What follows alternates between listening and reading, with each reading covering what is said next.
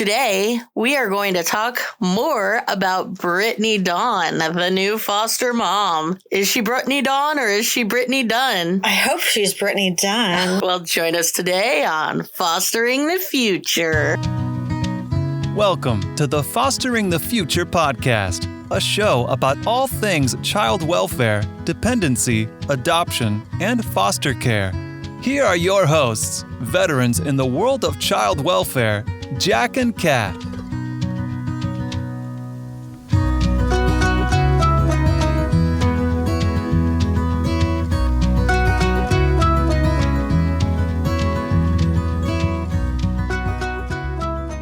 We believe that every human has incredible and equal value regardless of what side of the courtroom we sit on. We hope that everyone feels welcome and accepted here on Fostering the Future.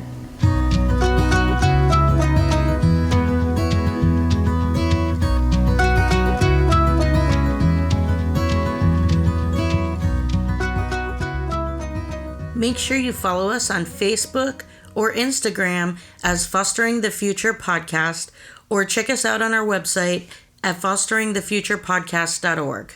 So we have a few updates about the Brittany Dawn situation. When we last recorded, the last placement had just left her home. We don't know where that baby went, and we were unsure if Brittany Dawn and her husband were taking another placement. But well, we know how they send a child home now. We do. They always send a child home. Always send the kids home. All the one. So Brittany Dawn posted that she received another placement on February 10th, approximately. That placement has now left. Probably the first week in March, but we don't really know because Brittany did not post very much about this baby. So as opposed to the last baby who she posted about a lot, the first baby she posted constantly, like all of her posts also had affiliate links to make money. She did. And very much like, this time last year, I was so sad, and look at me now, I'm a mom. None of that this time. The child abruptly leaves. She gets a new placement. Yes. Another newborn? An infant. I don't know if it was a newborn, small, an African-American baby girl. Oh, wait, what? Yes. African-American baby girl. Wait. So she took a black child into her home. She did. Is she still married to the man who brutally attacked a black man for walking down the street? She is. Okay, and she took a black little baby into her house. She did. Oh, wow. Okay. So I think that's what we're doing? That's pushing it. We're so desperate for foster homes. We're going to put little black babies in homes with men who, as a police officer, law enforcement, brutally attacked a black man for walking down the street. Misuse of power to such a degree that no one could say he's not racist. Right. No one ever could say that. Right. It's horrific. Yeah. So that baby, she posted very little about that baby, and that baby's now gone. So who knows? Less than a month. And the timing was so weird. Like, her trial was supposed to start on March 6th, and spoiler, it didn't. And the baby left right around that time. So, interesting. Yeah. I wonder if this is by her choice or not. Yeah, was it a respite or something for a week or 2 weeks or something? Right. Or was she making room in her life for this big trial coming? Or were they, hey, we heard some things about this family that maybe there shouldn't be a black child in this home? Yeah, it's really disturbing. If I knew who to contact, I would contact them. I'm guessing if we really pushed hard enough, we could figure out who. I mean, is it possible they don't know? I don't know.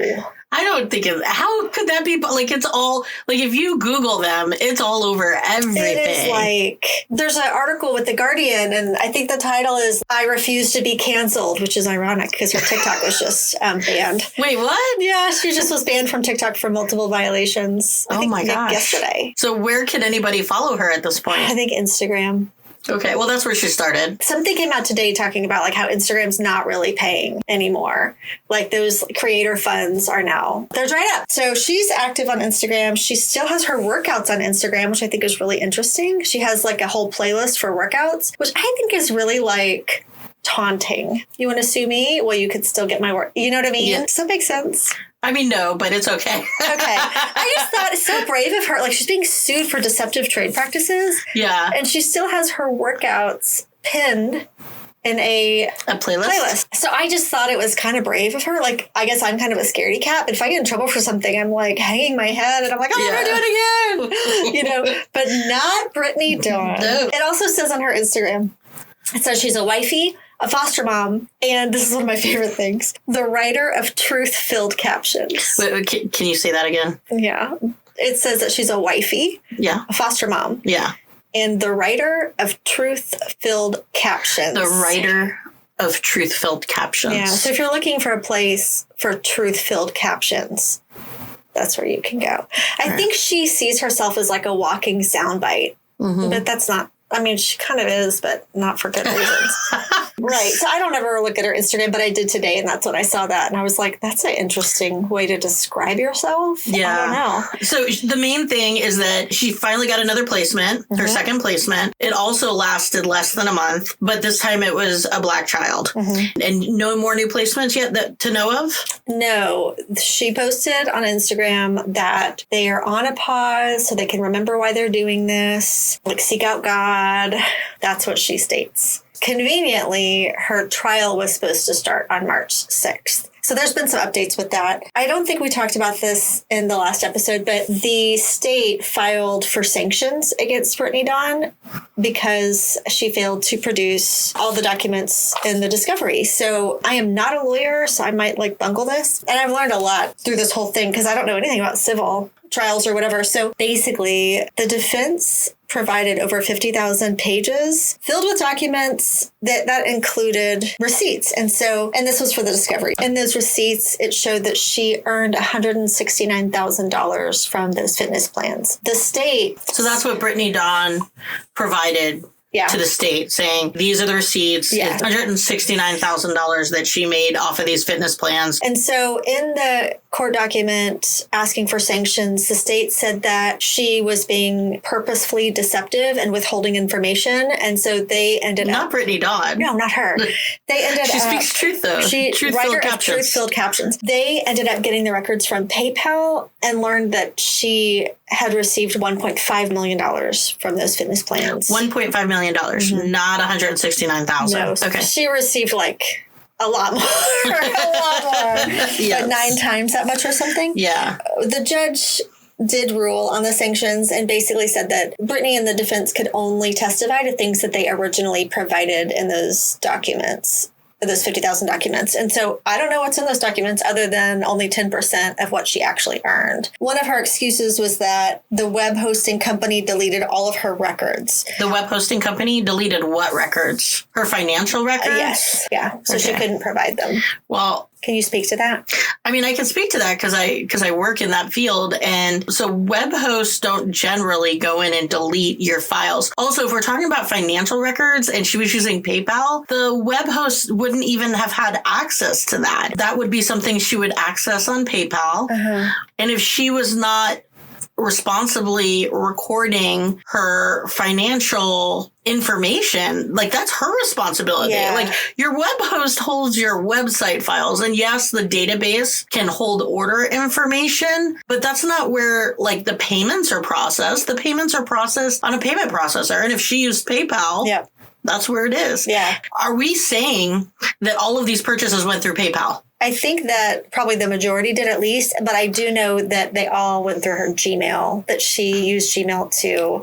So is she saying that Google deleted all of her orders? She said web hosting company, which I thought was interesting. Web hosting company. It could be Google as well as a million other web hosting companies out there. So the actual money changing hands, well, you might have a record of it in a database on your website. That's not where the money is. That's not the proof of the actual changing of hands of money. And you can't blame your web host for receiving a check and not recording it. That's actually a great analogy. I'm glad you said that because that's kind of what I was thinking. Seems like she would have used Venmo, Cash App, PayPal. Yeah. And then I was like, well, maybe I'm missing something. I don't know. But that makes a lot of sense. Your web host doesn't, it's a storage, it's a repository of files that you put on it. But you're responsible for backing it up and holding it. And no web host is going to go in and delete your stuff. I have never experienced that. And I've been working in the field for 25, 26 years now. I've never had a web host delete my files. Yeah. I've had situations where I accidentally deleted something when I was on a server. Actually, I don't know that that's ever happened, but I've definitely had clients or somebody working on something that like accidentally deleted something, but it's my responsibility as a web developer or as the owner of that website to maintain a backup. But we're not even talking about that. We're talking about like money changing hands. Her website is not a payment processor. Like it has to go through a system, and whether she's using her bank to do it, so you can reach out to your bank, they could build a payment processor. You can write a script on your website to interact with that and make the payments happen, but they're not like the records of the payments are not on your website. Like you can have a record of the order. Yeah. Right. But even in that situation, it's your own onus to have backup. But also like her taxes. Right. So like several years of taxes. Oh, so like what did she report? I'm wondering what she reported. Because if someone needed my financial information from like 3 years ago, that's the first thing I'd think of. Like, right. Let me log Pull up in. my tax refund. Yeah. And see what I said. Yeah. And I know that doesn't give her a list of customers, but it does give her information. You know? Yeah. Oh, absolutely. So I think that's like part of running a business is keeping a list of your orders and your customers. And especially when you put it together with all of the other aspects of the Brittany Dawn. Yeah. So she's full of it. She's full of it. I'm not sure who's buying it, but I don't know. It's very, very much like the baby ate my homework. Both sides, the state and the defense, requested a continuance, but that was denied by the judge because she said that they didn't go to mediation in a timely manner. I don't know if they went to mediation at all, but that's what it said. However, the trial was supposed to start on March 6th, and it has not yet. So it looks like, from what I'm reading, that it's very similar to the court that we would attend. A number of people are assigned to a docket and you just wait for your turn. Right. Whereas in dependency, you might be sitting there for 3 hours. And now is this, you said it's civil, but you said the state is suing her. So wouldn't that make it criminal? It's not criminal. I don't know. I'm not an attorney. I just play one on TV. Right. Right. I know that it's for sure not criminal, but the state is suing for deceptive trade practices. Okay. So what ended up happening was like 2019. So many people reached out to the state saying this person she took my money, or she said she was going to do this, like XYZ. She said she was going to give me a personalized meal plan and contact me once a week for 3 months. She never did. And enough people reached out to the state and made complaints that it was 1 year ago that the state decided to sue her. And I know like something like 14 of those people had confirmed eating disorders. So like we're talking about like not just like some angry people that were like, I was dizzy, I couldn't eat 900 calories a day, which that happened. But we also had people whose like their mental health was affected in a dangerous way. One girl was like 80 pounds. Oh my gosh. Can you imagine? No. It's like your 2-year-old. It's been a long time since I was 80 pounds. I mean, I was definitely in elementary school. That's for sure. So since probably like the last week or so, she's made a lot of content suggesting that she's under like demonic attack. So I don't know if that's about the trial or not. But is what she's referring to the consequences of her actions? I wish I could. Could you imagine if our kids were like that? Like, they kind of are. You could be mad and you could be angry and you could be irritated that these people reached out to the state, that they reported you, whatever. It's like the whole concept of snitches, right? Like snitches get stitches. Yeah, snitches get stitches. You have to have like zero self-awareness to think that by you like calling these people the enemy, it's a demonic attack on me. Like calling anything adversarial a demonic attack or the enemy, I think really shows just like a fundamental lack of self-awareness. If you can't at least say, yeah, I did kind of screw up, I'm hoping that it works out now. Yeah. Like, I wish they, even saying like, this is so irritating. Like, I wish that they would have just worked it out with me or whatever, which I don't know if we talked about this in the last podcast, but she wasn't giving refunds. And she did give a few, but she made those people sign NDAs, so they couldn't talk about it. Or she'd give like a 20% refund. It's like 20% refund. Laughable. I mean, she had to go to Hawaii, man. Hawaii's expensive. the audacity of someone to be like, if you call me out on my crap, you are the devil. like if she gets pulled over, does she call the cop the devil? Right. Like, do you know what I mean? Like, I think that there's a lot of people that do that, and they're just like, I think it's an inclination of a human to want to blame others when they get in trouble. But hopefully as you move through life, you start to learn that's not okay. Yeah. That's not going to get you very far in life, that you're not going to have good relationships with people, and that self-accountability is kind of important. It is. Like, life is a lot easier when you have bumps in the road, you're just like, well, that sucks. I did that. Yeah. Let me move on. You know what I mean? Like if you hit someone in the car, like let's say you're driving. Well, let's say you're driving and someone looks like they're getting ready to go at a green light that had been red. There's no brake lights. It looks like they're moving. And so you don't slow down enough. And so your big, like, mamma jamma van, like, maybe taps the back of them a little bit. And then they pull over with you. You offer to exchange insurance information, and they want to call the cops and make sure that you get a ticket for it too. That person is not the devil. The very tired mama driving that mamma jamma van was at fault, right? Oh. You don't blame the other person and call them a demon for, wanting to, like, have the situation held accountable. You could be annoyed and frustrated at the situation, but take some accountability, man. Right. Like, you can feel like that person's a jerk, but also be like, I'm the one who bumped it. Yeah. Like, it sucks. I wish I hadn't done that. But it's not like it's their fault. When things happen that you had a hand in, your job in life is to learn how to take accountability for it. Right. And life goes a lot better if you do. Like, imagine if the driver of the van was still, like, screaming about demonic attacks. So the trial was supposed to start last week. It was supposed to start on the 6th. So because the docket was so full, it hasn't started yet. Right.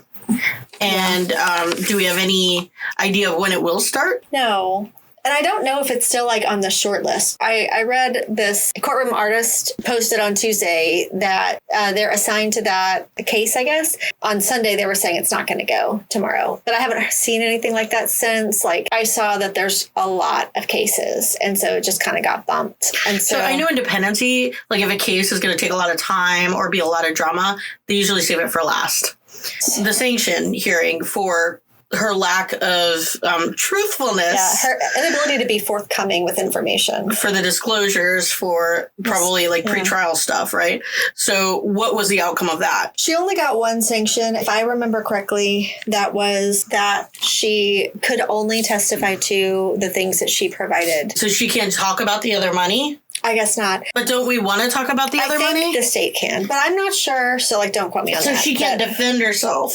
Yeah. So she can only defend herself for about $169,000 of the over $1 million. I know that in some of the documents it said that the defense never told the state that the web host deleted the records. And so I guess that wasn't in the 50,000 pages or whatever. So that's something they're talking about too. Like, you can't speak to that because you never put it in the records. Okay. But I'm like, what is in the 50,000 pages? Yeah. How could it not have everything? Right. But I will say that from what I've seen lately, you can have a lot of freaking paperwork that doesn't say much. Okay, that's probably what it is. Moving forward, is there any other updates, or is that pretty much the brunt of what has gone on with Miss Brittany Dawn? Other than her TikTok being... Her TikTok was banned when? I think yesterday. Okay. Saturday, maybe. Yeah, our TikTok was banned for, if you click on it, it says it was banned for multiple account violations, which I don't know what those are.